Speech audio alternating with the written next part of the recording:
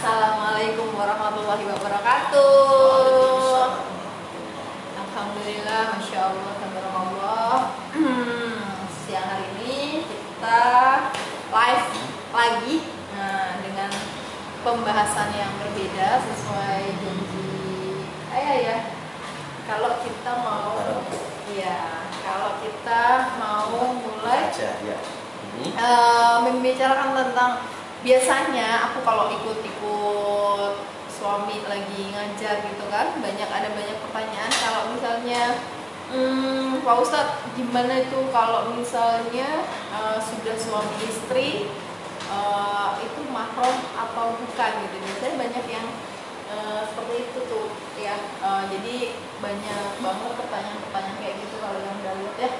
Biasanya orang banyak yang belum paham kalau suami itu memang bukan mahram gitu kan. Tapi apa sih sebenarnya? Kalau ayah juga kan nggak mau itu tuh, nggak mau cium tangan gitu kan. Kalau ayah kan jaga wudhu gitu kan, nggak mau cium tangan gitu kan. Mungkin teman-teman dari teman. Mau cium tangan ayah? Oh enggak maksudnya, enggak cium tangan.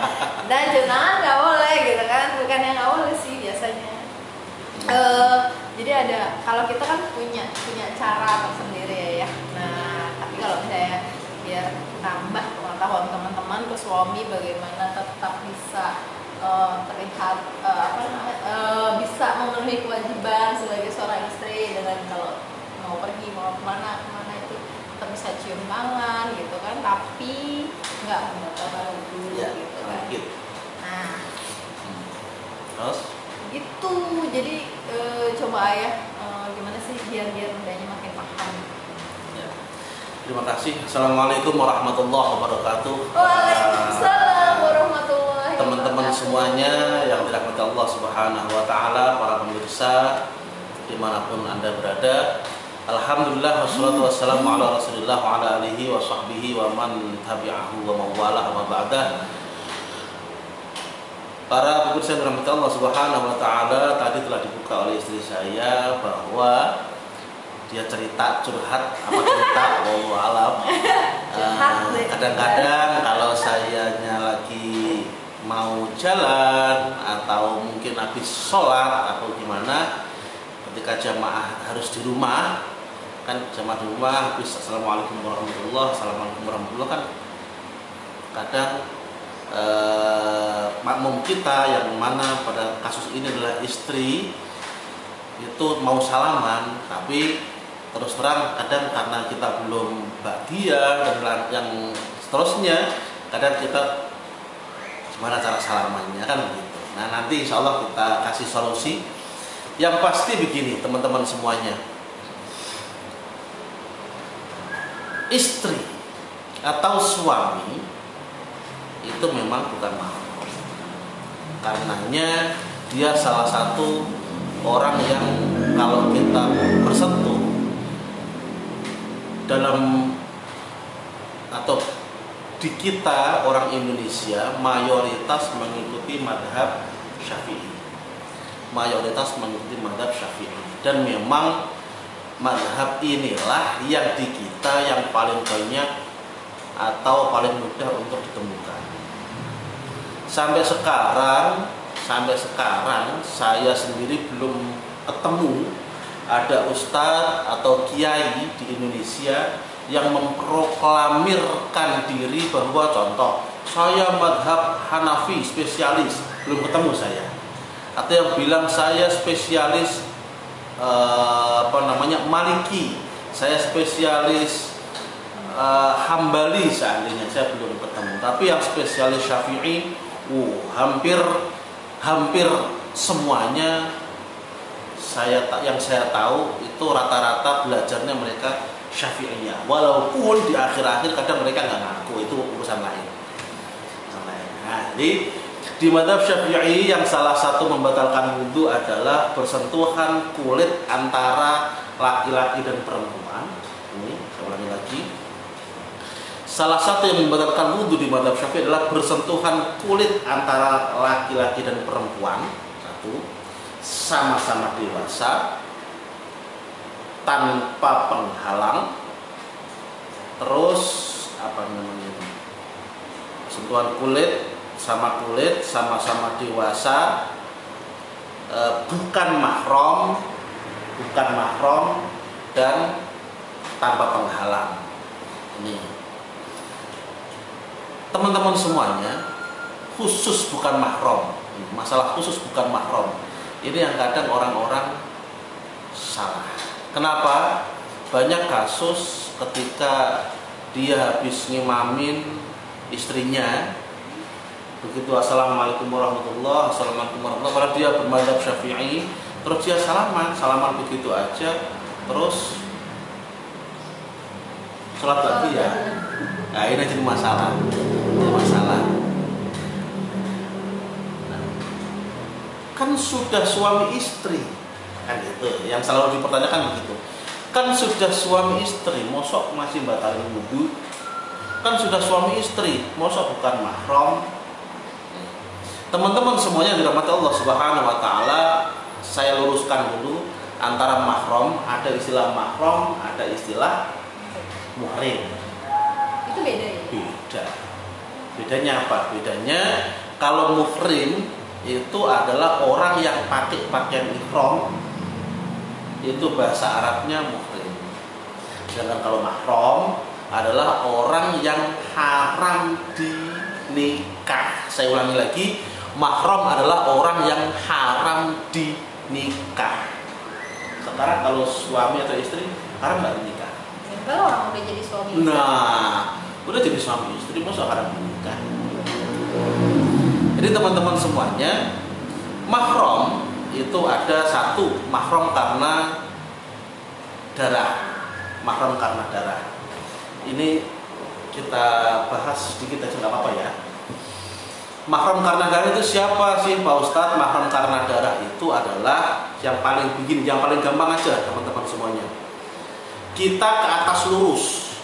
Kalau saya laki-laki berarti kita bahasnya perempuan ke atas lurus. Kalau sama-sama laki-laki masih dibahas. Perempuan ke atas lurus. Siapa itu? Ibu, mbah atau nenek, buyut dan seterusnya ke atas lurus. Kalau enggak berarti bapak, kakek atas lurus tuh, mahram darah. Atau ke bawah lurus, anak, cucu, cicit, terus lurus. Yang lurus pokoknya. Nah, mahram darah. Siapa lagi? Nyamping yang lurus. Siapa? Kakak, adik yang beda jenis itu mahram, haram dinikah. Kandung maupun seayah maupun seibu, ya. Atau naik belok satu. Contoh siapa? Naik ibu atau bapak, belok satu, saudaranya bapak atau saudaranya ibu yang beda jenis sama kita, maka mahram. Kalau orang Jawa bilangnya bule, bude. Kalau orang Betawi bilangnya siapa? Cancing, wah kalau dari perempuan ke laki-laki dan seterusnya. Atau mungkin ke bawah, ada bawah belok satu tuh nggak ada. Ke atas belok satu. Ponakan nyamping belok satu. Nyamping itu saudara, belok satu ke bawah berarti anaknya saudara. Siapa itu? Ponakan itu masih mahram sama kita, ya. Ponakan itu masih mahram. Saya ulangi lagi, lurus ke atas, lurus ke bawah, ke atas belok satu berarti paman, pakde, paklek, bule. Nyamping belok satu berarti nyamping saudara tadi, belok satu berarti anaknya saudara, itu ponakan. Ponakan kita, kalau saya berarti ponakan saya yang perempuan adalah mahram saya. Kalau istri, ponakan istri yang laki-laki berarti mahramnya tidak. Ya. Kalau anaknya. Nah, dah lanjut dulu biar gak bingung dulu. Sekarang ada lagi mahram karena persusuan. Siapa itu mahram karena persusuan? Mahram persusuan adalah orang yang apa-apa. Bayi syaratnya. Bayi ini belum umur 2 tahun. disusuin minimal 5 kali oleh orang lain. Terus terang berarti, saya ulangi lagi, bayi umur belum 2 tahun disusuin oleh orang lain sebanyak atau minimal 5 kali. Maka antara bayi dengan orang lain ini menjadi mahram. Namanya ibu susuan, ibu susu. Jadi mahram dia. Terus ibu ini seandainya dia kok nyusuin orang lagi, entah itu anaknya atau orang lain lagi, sama 5 kali lagi, maka antara si bayi ini dengan bayi yang yang lain itu yang disusuin juga, namanya saudara sesusu. Ini juga mahram, haram dinikah. Kalau nggak tahu. Nah ini makanya harus ngomong. Kalau Jangan nggak zaman tahu. sekarang kan gitu ya, nitipin anak tiba-tiba main disusuin aja gitu, nggak ngomong-ngomong gitu kan. Ini ibu-ibu muslimah yang dirahmati Allah Subhanahu wa taala, kalau kita menitipkan anak atau kalau seandainya kita nyusuin anak orang, ngomong. Kenapa? Ini nanti berpotensi menjadi mahram dengan kita dan akan berpotensi dengan mahramnya anak-anak yang kita susuin juga. Jadi ngomong. Ini dulu pernah kejadian, pernah muda-mudi sudah di depan penghulu, sudah mau akad, tiba-tiba artinya apa? Ini udah rame, udah mau, ya udah rame-rame lah, udah mau akad nikah. Tiba-tiba dari depan ibu-ibu teriak-teriak, tahan dulu, udahan dulu. Kenapa? Ini anak dua-duanya dulu pernah saya susui. Pernah kejadian seperti itu. Artinya dua-duanya ini adalah mahram, haram nikah. Makanya kalau menyusukan atau nyusuin anaknya orang, ngomong. Kenapa? Antara kita dengan anak ini atau anak ini dengan anak yang kita susuin lagi jadi mahram. Kalau nggak ngomong bahaya. Nah, saya ulangi lagi, syaratnya adalah 5 kali disusuin minimal dan usianya belum 2 tahun. Lanjut, ada mahram yang bukan karena darah, bukan karena persusuan, tapi karena pernikahan. Nah, ini yang kita bahas konsen sekarang di sini. Siapa itu? Yaitu mertua kita. Mertua jadi mahram. Ketika kita akad dengan mertua kita, saya terima nikah dan kawinnya Nur Malasari binti, nah itu. Semenjak itu maka mertua perempuan menjadi mahram kita. Mahram selamanya, mahram selamanya, bukan mahram sesaat. Kenapa? Karena ada mahram yang bukan selamanya. Siapa itu? Yaitu ipar. Karena ipar bukan mahram selamanya, maka ipar tetap membatalkan wudhu. Mertua mahram selamanya, maaf sampai pasangan kita meninggal seandainya, mertua tetap mahram. Nah, maka mertua tidak membatalkan wudhu. Jadi kalau seandainya lebaran atau apa, kita salaman sama mertua, itu wudhu kita nggak batal. Nah sekarang bagaimana dengan istri kita atau dengan suami kita? Kan tadi saya bilang, mahram adalah orang yang haram dinikah. Sekarang istri atau suami haram nggak dinikah? Enggak. Maka suami dan istri bukan mahram. Akan tetapi ingat, walaupun bukan mahram, berdua punya hak yang jauh daripada mahram. Apa itu contohnya? Contohnya begini. Ketika kita masih bayi, ketika kita masih bayi, boleh nggak? Boleh, udah pastilah. Ketika kita masih bayi, kita ngompol, kita BAB dan lain sebagainya, kan kita dicebokin tuh sama orang tua kita, ya kan? Kalau orang tua kita lagi berhalangan, mungkin dicebokin sama kakak seandainya, karena kita masih bayi. Tapi begitu kita udah gede, boleh nggak? Nggak boleh. Nah, tapi sama istri sama suami boleh. Kita waktu masih kecil tidur sama orang tua kita, tidur sama saudara kita, sama saudari kita. Tapi begitu kita udah gede, boleh nggak? Boleh. Kita dulu telanjang begitu aja ketika mandi seandainya di depan orang tua kita, di depan saudara-saudara kita, karena kita masih kecil. Tapi begitu gede boleh nggak? Nggak boleh. Tapi sama istri sama suami boleh. Artinya apa?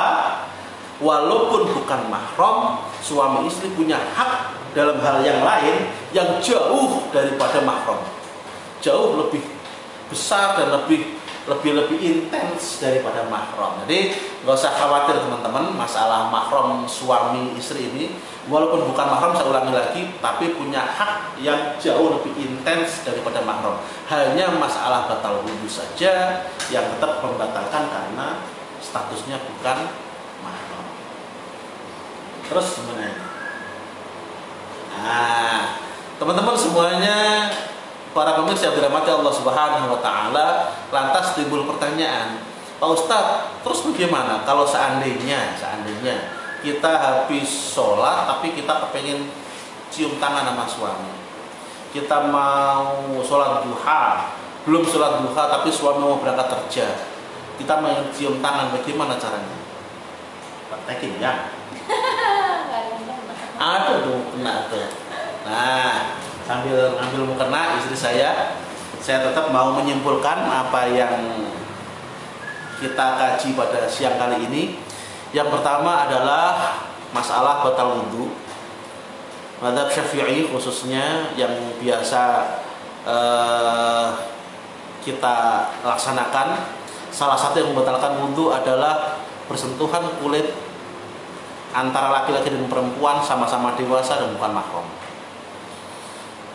Kesimpulan yang kedua adalah bahwa mahram adalah perempuan atau laki-laki yang haram nikah dengan kita. Kalau kita laki-laki berarti perempuan yang haram nikah dengan kita. Kalau bagi perempuan berarti laki-laki yang haram nikah dengan perempuan tersebut.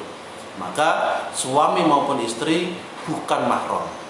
Saya ulangi lagi, suami maupun istri bukan mahram. Karena apa? Karena mereka sudah nikah dan mereka sah nikahnya dan masih nikah sampai sekarang, sampai saat itu, dan insya Allah masih berlanjut nikahnya.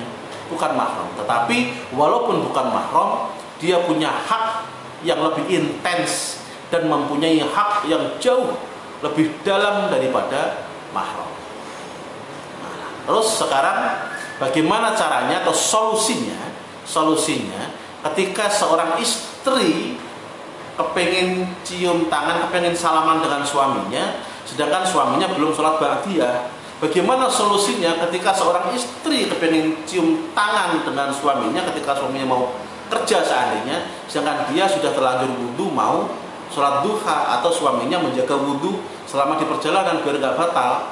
Maka caranya seperti ini. Sini ya. Nah, para pemirsa dirahmati Allah Subhanahu wa taala, ini istri saya sendiri, jadi jangan jadi fitnah ya. Nah, kalau contoh saya jadi imam, istri jadi makmum, saya mau ba'diyah, sedangkan istri mau ba'diyah juga, tapi kita habis sholat, assalamualaikum warahmatullah, assalamualaikum warahmatullah, terus salaman, doa, habis doa, salaman, baru ba'diyah. Salamannya bagaimana biar nggak batal? Salamannya begini. Nah, saya ulangi semua, jangan lepas. Nih, artinya apa? Tangan saya tidak langsung bersentuhan dengan kulit muka dari istri saya, nggak batal, tetap bisa salaman. Coba salaman. Kalau mau lebih mesra seperti ini, nah, mesranya tetap, tapi tidak membatalkan wudhu. Oke. Cukup ya? Nah. Tutup sini. Iya. Ya, ayah yang nutup. Terima kasih para pemirsa yang dirahmati Allah Subhanahu wa taala. Seperti itu tadi apa yang kita sampaikan, insya Allah bermanfaat. Semoga apa yang kita bahas pada siang kali ini manfaat pula untuk pribadi kami, untuk keluarga kami, dan untuk para pemirsa semuanya, dan untuk umat masyarakat pada umumnya. Semoga bisa konsisten dan bisa istiqomah kita dalam belajar dan mengajar, sehingga masing-masing dapat manfaatnya semuanya. Wallahu wali taufiq wal hidayah. Wassalamualaikum warahmatullahi wabarakatuh. Asik. Terima kasih. Asik teman-teman.